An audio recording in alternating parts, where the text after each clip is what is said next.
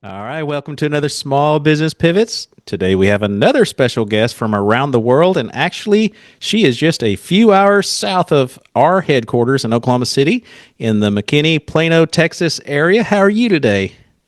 Hey, Michael, I'm doing great. How are you? I'm doing fantastic, fantastic. Well, I know that no one can introduce themselves or their business like the business owner, so I'm going to give you the floor here to do that and share a little bit about what your business does.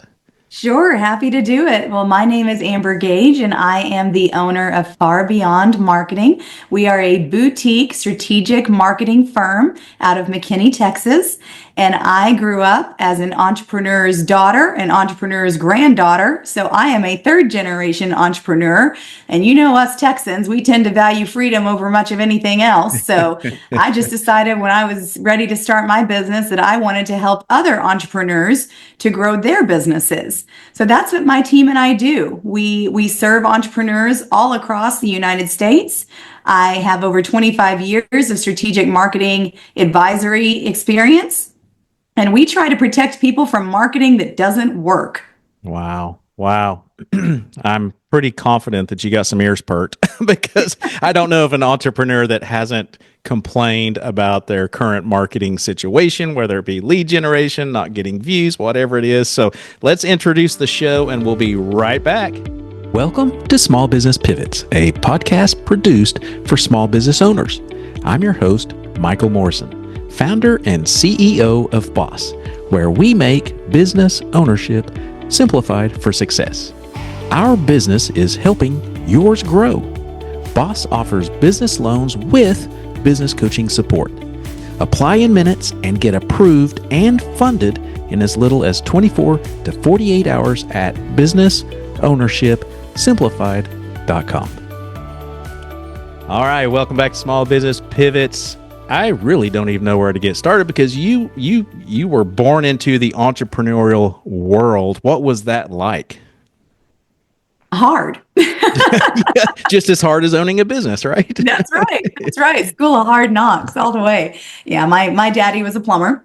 My mother has three business degrees. My father graduated from the School of Hard Knocks, and together they built an entrepreneurial empire from the ground up with no customers, no trucks, no employees. And now they have a very successful multiple businesses together. And I was blessed to grow up in that and to watch our businesses scale from the spare bedroom in our home to a one room office suite to now an office building that is fully occupied by over 60 employees, and to really get to see the ebbs and flow of what it's like to grow a family owned and operated business. And you know, when we're teenagers, Michael, you think that is the last thing I'm going to do with my life. My parents are crazy. And then what do? We grow up and we start to do the exact same thing. So, Yep. you know, Yeah.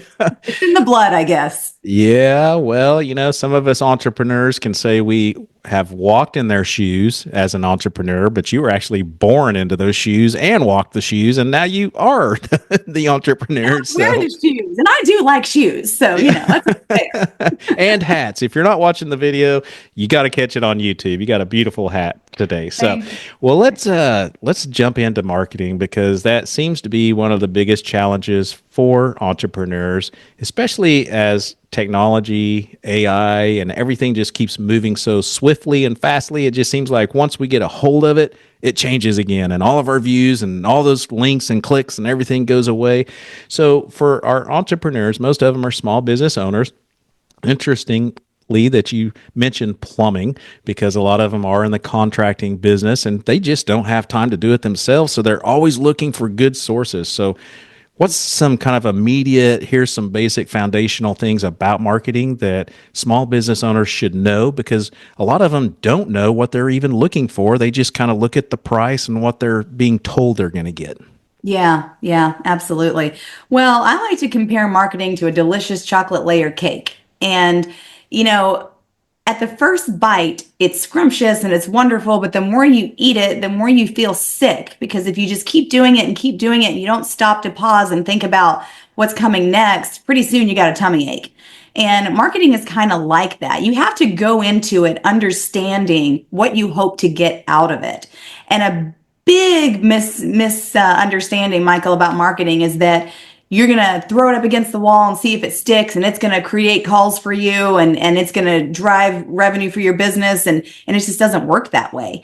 A chocolate layer cake has layers. You've got the cake, you've got the icing, you've got the fudge, and that's what your marketing really needs to be. You have to have marketing in a lot of different areas because the game is frequency over reach. It's not enough just to market one way or in one place and think that your phone's going to ring.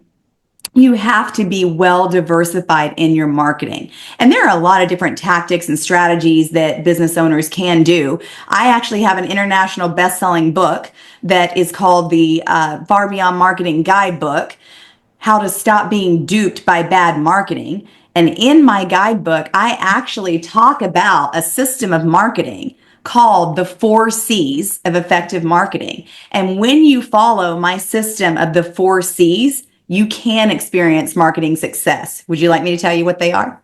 I can't wait. I was hoping you would say that. Well, for those of you that are listening, grab a pen because I'm about to simplify marketing for you forever. The first C of effective marketing is clear copy. Know how to talk to your customer so that they will shut up, stop what they're doing, and listen to you. It is not enough to show up at a party and start talking about yourself. Nobody likes to have drinks with those people, right? We've all been there.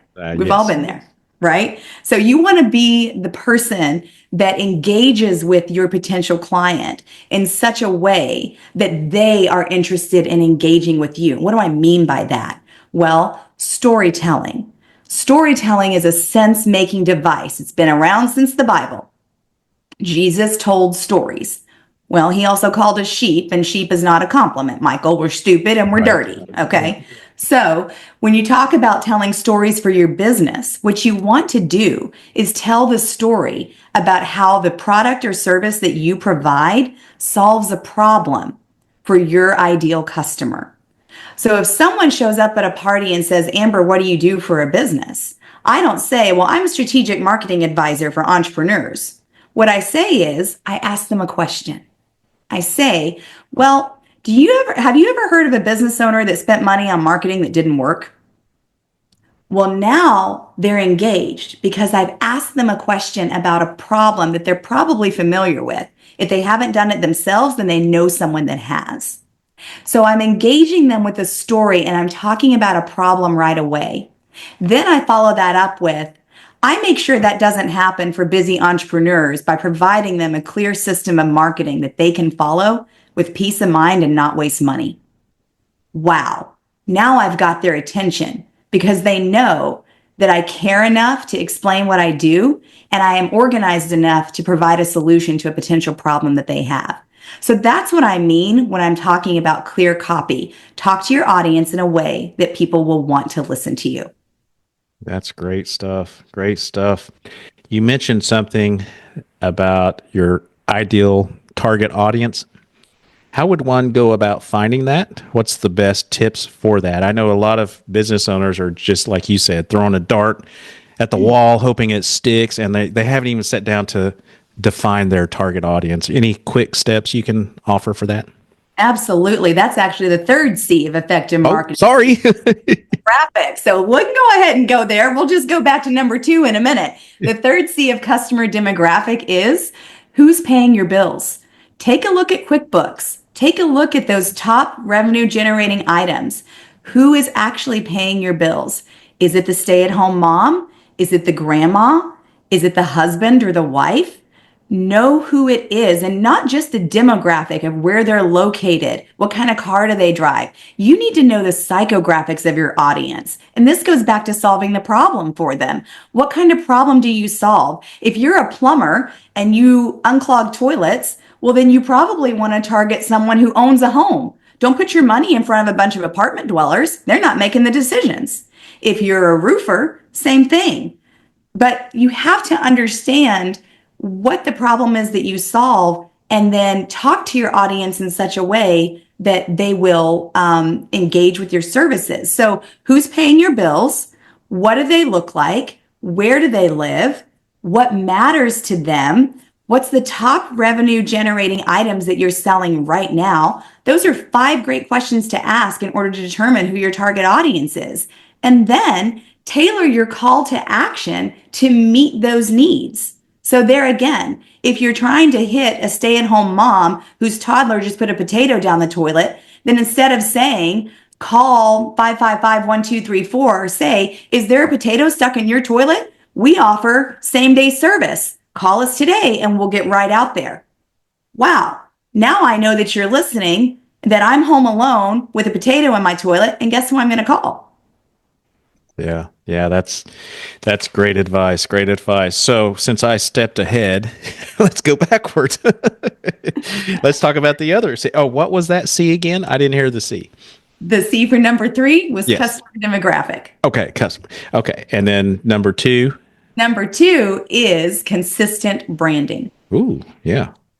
Again, let's go back to that delicious chocolate layer cake. It is not enough for you to have a sign on your truck or a sign in front of your office and go to a chamber event and hope that people know who you are. Your brand message needs to be consistently displayed as many places as possible. And this is where I like to talk about the natural life cycle of a business. If you're a startup company, then baby, you are in guerrilla warfare of marketing. It is boots on the ground, passing out the flyers, handing out the business cards. I mean, you are politicking like you are running for office, kissing babies and shaking hands. That is how you grow a marketing company bootstrapping up, right? But if you're an established company and you're doing $500,000 or more in established revenue, then the game changes and you need to be diversifying into print, digital, media, social. You need to have more of a online robust presence because people know you locally, but continuously attracting and upselling your current clients is what you have to worry about. There's a beautiful metamorphosis of marketing as the life cycle of a business grows. So, consistent branding. Make sure that your brand is clean. Make sure that your logo is recognizable. Make sure that your logo stands alone so that when people see your logo, they automatically understand what you do. They don't have to guess about it. I like to play this game in a lot of my keynotes. I flash a logo on the screen and I say, now what do they do? And half the time they don't know. Right. Yeah. Yeah. So pay attention when you're developing your brand and don't be afraid to redevelop your brand. You should do that. Know that your brand matches your words and that consistently you're not using a blue font and a yellow font and a red font. Make it match and make sure it flows. Great advice. So when we have the clean copy, I know a lot of frustrations that business owners have is they say no one can find my copy. I have great content. Everybody says have good content and I've got good content, but nobody's finding it. Any advice on that? Yeah, it's a bit of a jungle online, and it doesn't help when Google changes their algorithms or you get sunsetted on Google local search ads or Yelp takes down your listings. I know it's a beast. What I will tell you is that search engine optimization is not dead, but there is a nuanced science to highly localized search engine optimization. I am not a fan for content for the sake of content. I am a fan of valuable content that is leveraged well in multiple areas, such as your website, an email drip, and a Google business profile. If you will make your content repurposable across multiple platforms, then your message will carry further. That's good advice. I like the consistency because I, as well as many business owners, have gone places and one week you're hearing somebody say this and the next week they're saying that and it's like I don't even know what you do anymore. So saying that message over and over, and I use this example of Amazon because I've done this before with business owners because a lot of times they get tired of hearing their own message. And so this is just kind of coming from a business coach angle. I hear them say, well, I'm tired of my message. I'm sure everybody else is. And I say, okay, tell me where the arrows are on an Amazon truck. We see those every day, all day long. Not one to this date has told me exactly where the arrow goes. It's underneath Amazon and it goes from A to Z because they sell everything from A to Z. But as going along with what you're saying, If you can't even recognize that, and we see that every day, I promise you, small business owners, they haven't heard your message either. If Right. you know what I'm saying, because we're just a little bitty fish in this big ocean. The average consumer has to see and hear your message no less than 11 times. Hmm. 11 times, Michael, before they will take one single action. Wow. You can never get that frequency high enough. I'm a big fan of bookend spots for radio spots. I don't like investing in 60-second spots or 30-second spots. Give me two 15-second spots on either ends of commercials because you're going to hear me twice. Mm, that's good stuff. Well, you're an entrepreneur, and you were born into entrepreneurial family. I know marketing is a big deal, but so is just being an entrepreneur. So the the show is Small Business Pivots. What are some pivots that you've seen along the way from your parents? You said they started grassroots. You're listening to Small Business Pivots. This podcast is produced by my company, Boss. Our business is helping yours grow. Boss offers business loans with business coaching support. Apply in minutes and get approved and funded in as little as 24 to 48 hours at businessownershipsimplified.com. If you're enjoying this podcast, don't forget to hit the subscribe button and share it as well. Now let's get back to our special guest. Well, you're an entrepreneur, and you were born into entrepreneurial family.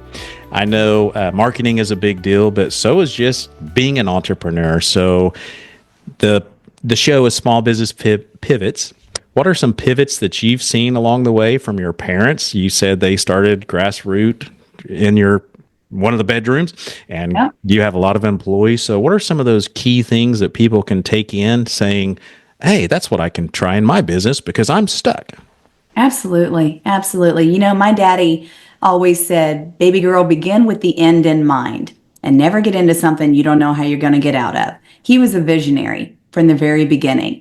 And so I tell entrepreneurs when they're getting started, a lot of my coaching clients, that you have to start systemizing your business from day one. You cannot wear all the hats. I love my hat, right? Yeah. But I can only wear one. If I wear three, I look stupid. So as an entrepreneur, we have to decide where our skill sets lie and then build systems and processes around the things that are our lesser strengths. So start now to systemize your business. And I know what people are going to say, Michael. I can't afford to offload a bunch of stuff. I'm not telling you to break the bank. I'm telling you to utilize technology, utilize AI, utilize platforms, utilize software, figure out the things by doing a personal time study that suck your time and bump you up against that wall of procrastination, and then figure out a way to systemize around it. Yeah, that's key. I always say SOPs are one of the three essentials that every business needs to be successful and move forward. Small business owners try to do so much themselves, right? Because they don't want to break the bank. They do the social media, they do this, they do that, they use AI for blogs. What are some things that they can actually do that would be beneficial or a beneficial use of their time versus just trying to do what everybody else is, and that's not really moving the needle? I'm so glad you asked that because it actually brings us back to our fourth C, which is channel management. The final C of the four C's of effective marketing is channel management. And how I define channel management and marketing is establishing your repeatable sales funnel. Spend time, energy, and effort building a beautiful sales funnel. A sales funnel consists of a really well done landing page or website, a lead generating PDF, a form, a follow-up process. Maybe it's an automatically triggered email or an automatically triggered response for a text campaign or a chat bot on your website. But if you have a really well-designed, seamless sales funnel online and then operationally, your marketing can work while you sleep. So take the time to analyze whether your website is making you money or sucking you dry.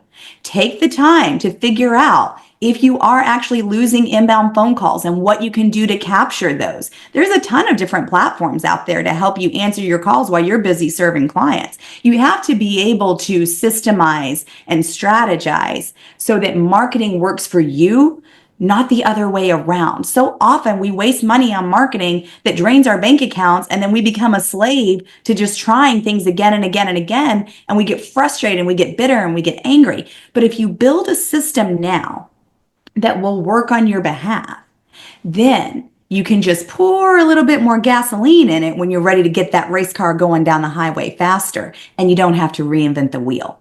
So channel management, figure out how to reserve your customers, upsell your customers, because it's always cheaper to upsell a current customer than to go fish for a new one, and then rinse and repeat. You mentioned sales funnel, and I think I know the answer, but can you explain to our audience how they could create that? What's the best way? Because everything that you're describing is a lot simpler than what we see on the internet. Buy this program. Well, let me back up. I don't know of a business owner that hasn't bought a program, hasn't bought a video, a book, or whatever it is, and it failed. So, what Yeah. are some of the best steps to create your sales funnel starting from scratch? Yeah. I actually talk about this in my online course. So if you go to the Far Beyond Marketing Guidebook and you go to our e-course, I guide you through how to build a sales funnel from start to finish. Fantastic. But I'll give you a few little tips here. Okay. First thing you do is you define your message. Then you apply your message to your website, your business cards, and all of your marketing paraphernalia, right? Then you have something that you give away for free. You need to reward someone for interacting with you. Usually this is a $10 value. I'm going to give you my email address if you're going to give me some free information that I'm looking for online. This could be a downloadable PDF. It could be a quiz. It could be a qualifier about a product or service, but give them something that ties your audience to you.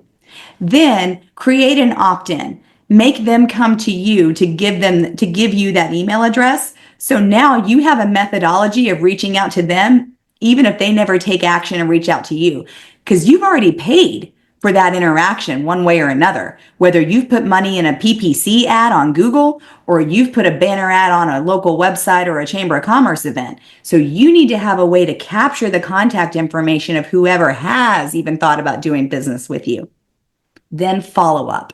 Make sure you've got a systematic follow up, whether it's a text message, a phone call, an email, a chat bot, some kind of way that you are following up with your potential clients. And I'm talking about this from a digital marketing perspective. There's all kinds of other sales funnels you can put together on an operational side, or even a print media side. But most people get tripped up for digital marketing. So, Yeah. What is it like to work with an agency like yours? Because I know a lot of business owners maybe don't understand how that works. yeah. Well, again, I'm a Texan, so I like to do things my way, just a little bit stubborn. So I actually developed the antithesis of a traditional agency. I sold my first agency back in 2018 and played in the land of private equity. And while I really appreciate mergers and acquisitions and private equity, what I found was keeping things simple is what matters for my clients. So to work with me and my company, it's month to month. We ask for a 90-day agreement, but you can get out after 30 days. We design a custom 90-day accelerate program for all of our clients where we talk through the exact marketing tactics that our clients need to grow their unique business. They get a direct account manager. They get a text-enabled phone number. They can text us 24/7 and we'll answer back. So we really do become that marketing partner in your business. I love that because a lot of things that we see on the internet are so complicated and this is so simple. It still comes back to clarity, right? Like if someone doesn't, I believe it was Donald Miller, I think, that said it's not always the best business that wins the business. It's the business people understand. I agree. And I am So a story brand guy, one of only 600 in the world. So thank I you. figured you were with storytelling. Some people don't know of Donald Miller. They haven't heard of, those of us that have, we think like, what? You haven't heard? But they haven't. So can you explain kind of like where that came from and why it works? Absolutely. So Don Miller was a very successful writer, and he figured out the secret sauce for blockbuster movies so that every blockbuster movie that follows this 7-part framework is very successful in theaters. And Don came up with a 7-part framework to apply storytelling to businesses. So you start with a character who meets a guide. That character has a problem. They are reticent to solve that problem. That guide gives them a 3-step plan or a plan, right? It's not always 3 steps, but in business, it should be 3 steps. They overcome an obstacle and then they achieve their aspirational identity. And isn't that the same journey that our customers want? They don't want us to be the hero of their story. They want us to be their guide so they can get to their aspirational identity. And if we're really serious about serving our clients well, then we should be happy to take the guide role and not the hero or the heroine role.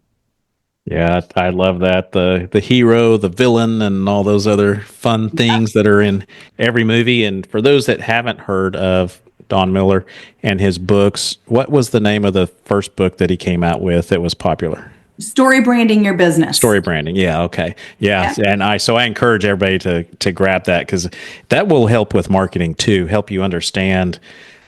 If you watch movies after you read that book, you'll go, wow, no wonder that one movie failed, because it Yeah. didn't have all the parts in it. And I actually, on my website on farbeyondmarketing.com, I have a story brand checklist that your listeners can download, and they can go through the story brand quiz to see what aspects they need to story brand for their business. It's under my entrepreneurial toolkit.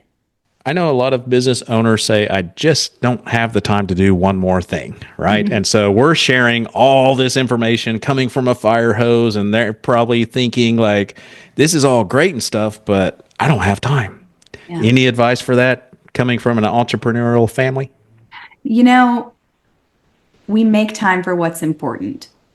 And the great Brian Tracy wrote a fantastic book called Eat That Frog.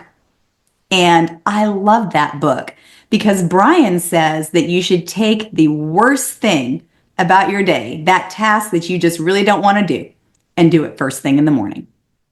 And I find that when I prioritize that hard thing and just eat the frog, the rest of my day gets better. Managing people. So your parents started from scratch. They now manage a lot of people.